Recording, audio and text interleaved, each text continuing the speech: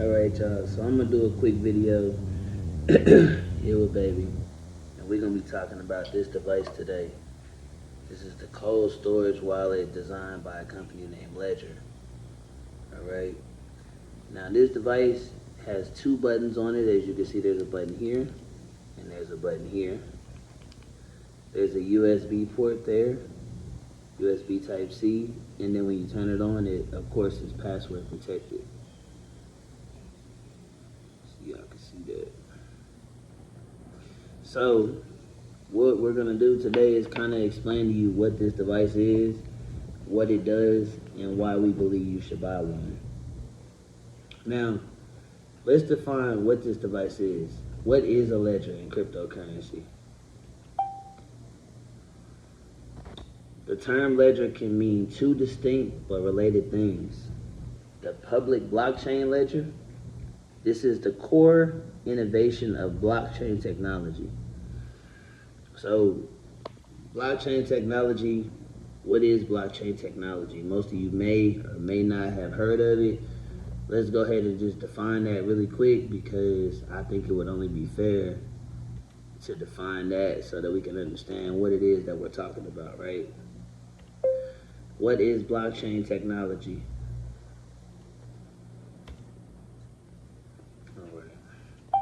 So I'm gonna go ahead and ask it, what is blockchain technology? And I'm gonna allow DeepSeek, which is what I'm using, it's artificial intelligence, it's a language model. Language model basically just means you can speak to it in normal language and it understands normal language, and it can spit it back out to you where you can understand it. But this is just a computer system though that's doing all of this. It's not it's just a computer system. It's programming. So this is where we are in technology. If you're unaware of it, I'm bringing you to the awareness of it, basically. So here we go. Once I type that in, it gives me a bunch of information. I'll just show y'all what it looks like. Gives me a bunch of information, but it says basically, Bitcoin technology is a revolutionary system for recording and verifying information in a way that makes it secure, transparent, decentralized, and tamper-resistant. It's the foundational technology behind cryptocurrencies like Bitcoin and Ethereum, but its potential applications extend far beyond digital money. So there you go. That's the basic technology behind Bitcoin and Ethereum. So most of you have heard of Bitcoin before. This device right here holds Bitcoin. It holds Ethereum. These are digital currencies, so we're going to deep dive into what that means, all right? So let's get back over to this blockchain. So it says, here's a breakdown of its core concepts and how it works. The block and chain. Blocks, think of a block as a digital container holding a batch of verified transactions or other data. Chain. Each new block is cryptographically linked to the block that came before it. This link is created using a unique digital fingerprint called a hash. Hashing. A hash function takes the data in a block and generates a fixed length string of letters and numbers, the hash. Crucially, changing any data in the block, even a single character, completely changes its hash. It's complicationally easy to generate the hash from data, but practically impossible to reverse engineer the original data from the hash alone. Decentralization or distribution. Instead of being stored on a single server controlled by one entity like a bank, the blockchain is copied and distributed across a vast network of computers called nodes. Every node holds a complete and constantly updated copy of the entire blockchain ledger. This eliminates the single point of failure and control. So I know that was very technical, and I'm sure some of you may not understood any of that. Babe, what you thought about that? Like, did you understand what I just read? Yeah. Okay. She got that brain though. Yes, okay, please. The You're supposed to look at blockchain as something that can hold a bunch of stuff. And all the stuff is all the transactions from cryptocurrency. It's a holder, like I said, it's a container. So there are different blocks, um, and each block contains those types of transactions, right? Right. Okay, that's what I got out of that. Okay. So that's a good part. That's a good start. Now I'm gonna add on to what she said. It's a container of blocks, right? So each block has different sets of information, but each of those blocks are connected together in a chain, right? Like a chain link fence, or like building blocks, right? So if you think of it like Legos, at the very bottom is one Lego, right? So inside of that Lego, imagine there's a bunch of transactions, Bitcoin transactions, because we're talking about just one network at a time. The networks are not mixed together, they're individual networks. You got Bitcoin network, you got Ethereum network. So just focusing on just Bitcoin itself, imagine you have a bunch of Legos, right? But you start with the first Lego, which is your Genesis block. That's your Genesis Lego, right? It's the first one. So inside of there's a bunch of transactions. And those transactions are money being moved from different places in the blockchain, right? So what's happening is when I send money from my phone to my girlfriend's phone, or from her cold storage wallet to my Cash App, or from my other cold storage wallet to this cold storage wallet, what's happening is inside of those blocks, there's a transaction A that moves to transact. It moves from location A to location B, and all of this happens inside of that block. It never leaves the block, right? Now, once that transaction is recorded in that block is basically sealed, right? When that block is sealed, it gives a reward to the community. Now, when I say a reward, I'm talking about Bitcoin. That is the reward. Now, that Bitcoin is rewarded to whichever computer solved that block of information, that Lego of information. Because inside of that Lego, we're talking sometimes 2 or 3 transactions, sometimes we're talking 10 or 15 transactions inside of one block, right? Now, those transactions have to run through basically really difficult math to verify that this information is correct, and also to distribute the information on multiple computers, because it can't just be on one computer. It has to be on multiple computers, and all the computers have to agree that that information is correct inside of that particular block. Now, once those computers agree that that information inside that particular block is correct, then one of those computers, whichever computer does the homework the fastest, basically verifying those transactions, it is rewarded Bitcoin. So whoever owns that computer now can spend that Bitcoin, right? Because now we know that Bitcoin is actual money, it's actual cash. But imagine, babe, do you know who created Bitcoin? We don't know who did it. Okay. There's a name for whatever person or entity did it. And that name is? Satoshi Nakamoto. Okay, right. So when this person or entity or team of people created Bitcoin, they gave this name Satoshi Nakamoto, right? So when he was on his computer, that means he had to send the Bitcoin protocol, which is a node, to somebody else, right? So that they can download it on their computer, and then they can start doing the process of mining. That's what we're talking about. Inside of that block, what's happening is a process called mining.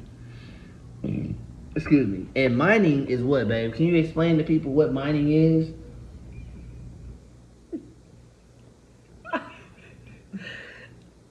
Mining. The process of I don't know how to explain it. Okay, hold on. I just know it takes a lot of energy. Somebody want to jump in. Hold on, let me see. Okay, we missed him. Let's go. It's okay. You just know it takes a lot of energy. Go ahead. It takes a lot of power and energy to generate. Is it generating? Yeah. It's generating Bitcoin. Correct. Yes. Or whatever. I don't know if any That's other right. coins are mined. But Right. it's the process of generating it using a lot of power, and apparently it used to not take long, and now it takes a long time because it's worth more, and it takes up a larger amount of space Right. Digitally. Yeah. Absolutely. Okay. So, she's absolutely correct. So basically, what happens is, let me give you guys some technical stuff to kind of think about. So let's just kind of ask the artificial intelligence a question about this. So, can you explain to me what mining is in reference to Bitcoin?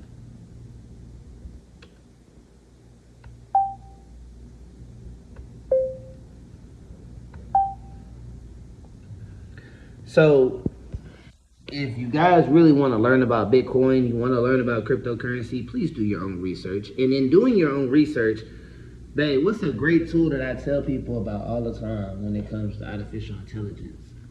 ChatGPT. That's right. ChatGPT, y'all. That's ChatGPT. All right. All you got to do is go to Google, type that in. It's going to pop right up. It's free to use. Doesn't cost you a dime, and you can learn so much information in a very short amount of time. All right. So when I typed in that question, this is what it gave me. It said, absolutely. In Bitcoin, mining is an indigenous process that archives 3 critical goals simultaneously: adding new transactions to the blockchain, which is securing the ledger; creating new Bitcoins, which is issuing the currency; and preventing fraud and double spending, which is enforcing the consensus. All right, so think of that as a decentralized security engine powered by competitive puzzle solving. And this is basically how it works. All right, let me explain. So you had a core mechanisms. Miners, which are people that own these computers, they compete to solve extremely difficult cryptographic puzzles, right? Now, these puzzles are basically these really difficult mathematical problems. Now, each puzzle involves guessing a number called a node, or a nonsense, Nonce, a nonsense, that when combined with data from pending transactions and the previous block produces a hash. Remember that digital footprint we talked about, the hash? That meets Bitcoin's strict target, right? Starting with many zeros. So what's happening is this requires a massive computational power. It requires a lot of computer power, trillions of guesses per second via special hardware called ASICs, right? So these specialized computers called ASICs are running this process constantly, 24 hours a day, 7 days a week, right? So this is what happens. It's a step-by-step mining process. So they collect transactions. So miners will gather pending Bitcoin transactions from the network into a candidate block, okay? So every time I send a transaction from this device to my girlfriend's cell phone, what happens is that transaction goes into a candidate block. Then they have to solve the problem. So it says they repeatedly hash the block data plus the nuance until they find a hash that meets the network's difficulty target. This is pure computational trial and error. That's it. So the computers just run mathematical equations over and over and over and over.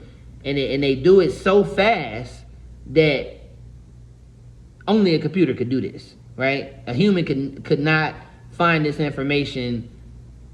It's impossible. Our brains can't move that fast. That's why we have computers. So the computers keep this safe, keep the money safe. So what's happening is, after that, they broadcast the solution. So remember we talked about that decentralized network of all these different computers all around the world? Well, the solution has to be sent to all these computers. So what's happening is, it says the first miner to find a valid solution broadcasts the new block to the network. Then you have verification and reward. Other nodes verify the solution, because other nodes will be those other computers. Every computer that's running an entire blockchain is a node. So all these different nodes all over the world have to verify this solution. They have to make sure it's correct. So it says the block is added to the blockchain and the miner receives a block reward, which is newly minted BTC, which is Bitcoin, okay, plus transaction fees. So as of 2024, 6.25 BTC per block, and then there was a halving to 3.125 BTC in April of 2024. So last year there was a halving, right?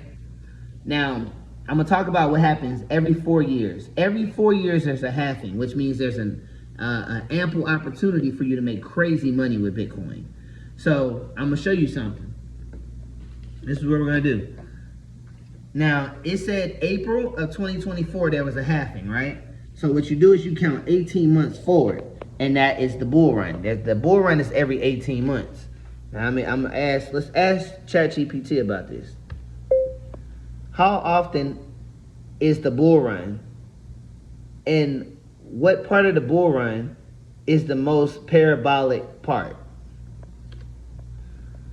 This is all you have to do. Just ask the questions. Once you have some information, you can take that information and understand what questions to ask to get more information so you can make an educated guess on how to invest your money. Do you know what a parabola is? A parabola? Parabolic? Do y'all, can you explain what that means, baby? Because you know you good with math. No, but all I know is the math term for it. I don't know in terms of crypto, the market, and the graphs. I know what it looks like. It looks like either a U or an A or a sideways thing on either side. Okay. Like, that's what a parabola is. Okay, so parabolic. So it just means that the market is behaving like it's parabolic. It's parabolic of a parabola. Of a parabola. So that could be what the graphs upward. That you look like. It could be going down and then trending upwards. It could be staying kind of steady, going down and coming backwards. Or it could be coming from the other side, steady, going down and then coming backwards. Like, so ideally what happens is we want the one that's going this way. We want it the going U-shape. We want the U-shape that's going up. Down and then up. So what would that be called? That's a parabola. A parabola. Okay, so that's what I'm talking about. That's what happens with Bitcoin. It goes parabolic every 4 years in that last 18 months. So I'm just read this to y'all real quick. We'll just look into this. It says, all right, so hold on, it did that wrong. I meant bull run. Bull run. That's what I meant. It tried to talk about baseball. Even it wants to take a break. No, I put in there, I spelled it wrong. I put ball run. So it was talking about something else. Okay, so look, the term bull run, here it is. It says, what is a bull run? Definition. A bull run is a phrase when asset prices rise constantly, often driven by optimism, strong investor confidence, economic growth, positive microeconomic indicators, which could be low inflation and high employment, or demand surge, more buyers than sellers, or innovation, new technology or regulations, i.e. Bitcoin ETF approvals. So in crypto, bull runs often see Bitcoin and major altcoins, Ethereum and Solana, surge in value, sometimes by 100% in months. So, for instance, in 2017, Bitcoin rose from $1,000 to $20,000. And then again in 2020, it rose from 2020 to 2021, Bitcoin climbed from 7,000 to 69,000. Okay, so you can see how you can buy something for $1,000 and within months, less than a year, it's 20,000, right? You could buy something for 7,000, and we're talking about Bitcoin. This is an asset. Think of it like a house. That's how I need you to think about it. You buy something that costs, say, a piece of property for $7,000, and literally a year later, it's now at $69,000, right? So you can cash it out if you chose Or you could even take a loan against that Bitcoin. So you don't actually have to lose that asset. That's what you do. So let me show y'all something. Watch this. Can I take a loan? Have you seen if anybody on live wants asking a question? Let me see. Who we got in here with us?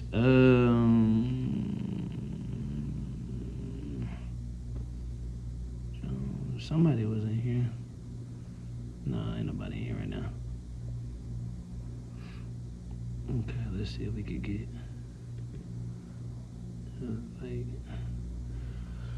okay.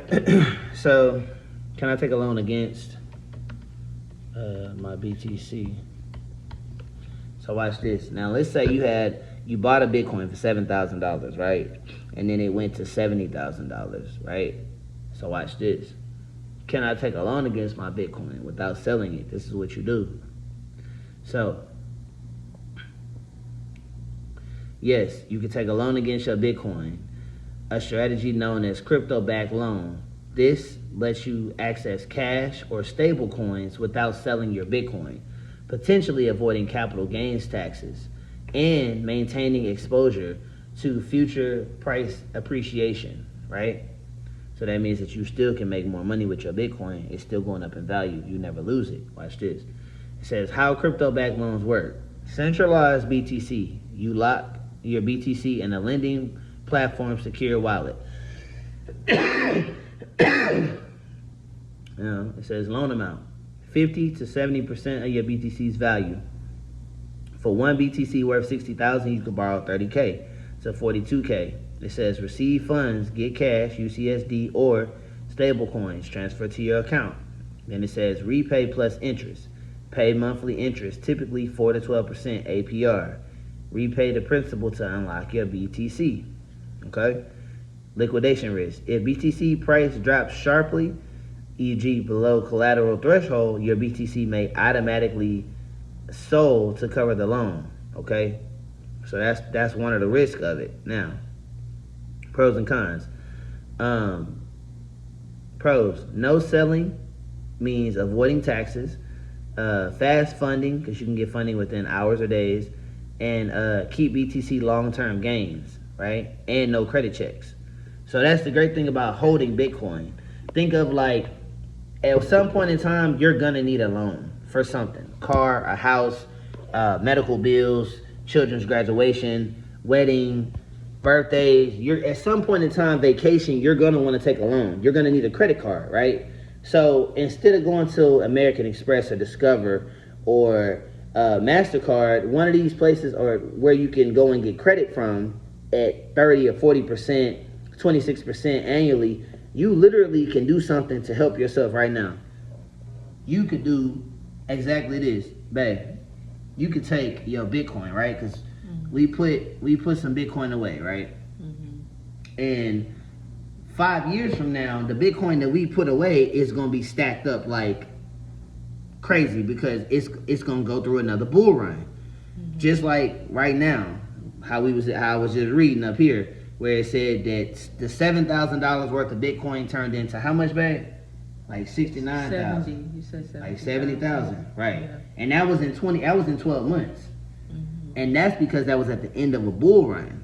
Which right now, we're at the making of this video, June 13th of 2025, we are at the end of a bull run. So imagine if you had $105,000 right now, right? Which most people don't have $105,000 just to play with. But if you had $105,000 that you could go buy a Bitcoin right now, and you hold on to it to the end of this bull run, which is going to be October, November, guess what you're going to be able to do? You can sell that Bitcoin and make complete profit, or you can leverage that Bitcoin and take a loan against it and have cash. You probably can take a loan against it and have cash of 100,000. You can pull all the equity out of 100,000 and still own that Bitcoin because it's at a higher value. Now, before it crashes in the new year, you can sell that Bitcoin. So you're literally making double profit because you take the money out, you got your 100,000 back. Then next year, when the price crashes, you still own that Bitcoin. So even if it goes down to say 17,000, 20,000, you still had a Bitcoin. What you're able to do is wait 4 years, and that price of that Bitcoin is going to go above 100,000 again. So you can do the same thing again, be able to pull more money out in 4 years, just like what happened before, the 7,000 to the 70,000. So it's really all about if you're really an everyday person, you probably don't have $100,000 to just go put into Bitcoin. But saving money in Bitcoin is a good way to have money long term, so that when you do need a loan, when you do need, to be able to borrow against a credit card, you can just borrow right against your crypto, because it will have a value so high that now you're able to borrow against it, versus being able to go having to go through the traditional system of having credit, which if you don't have good credit, now you can't go get a credit card anyway. If you're trying to go buy a car, you're trying to get a car loan, they're going to give you a high interest rate. If you're trying to buy a house, same thing. Your mortgage is going to be high because your interest rate is high. So become your own bank. That's what Bitcoin allows you to do. Babe, what you got? Anything? What I got? I mean, like, You did all the talking. I know it. I mean, it's been helpful for me lately that if I really need something, I can get it from my wallet and just replace it back. It's like how people do with credit cards, except I didn't need credit to get a crypto wallet.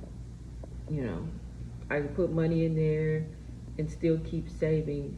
I know that people are trying to increase their credit, get their credit score up, so they need the credit cards to do that. But that system is all jacked up. Like, some things they say are good, and then you do those things and it don't happen exactly that way for you. It's just, I don't know, it's all confusing. It's more simpler for me to, if I put money in crypto, if I need it, something happened with my check or something like that, that's just an everyday application for myself. I'm not rich, but if I need something, I can use it and then put it back, and the money still keeps growing.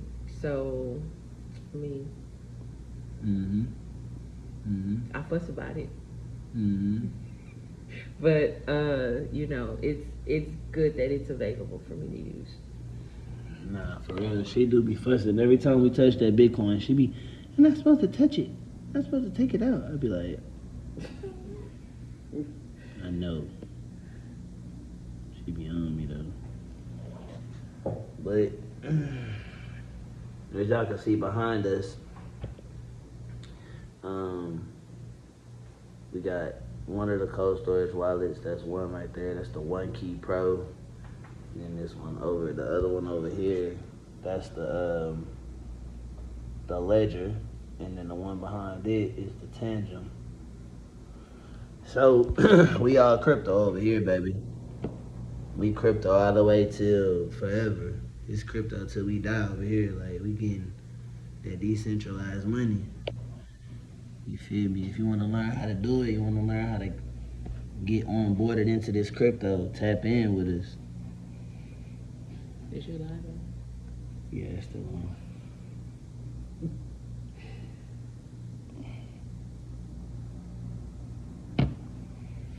Alright, y'all, until next time, I'm trying to think what I could add to this video, if anything. It's probably enough for now. Jump into another video. Y'all have a good day. Be blessed in 2025. Make sure you buy at least $10 worth of Bitcoin today.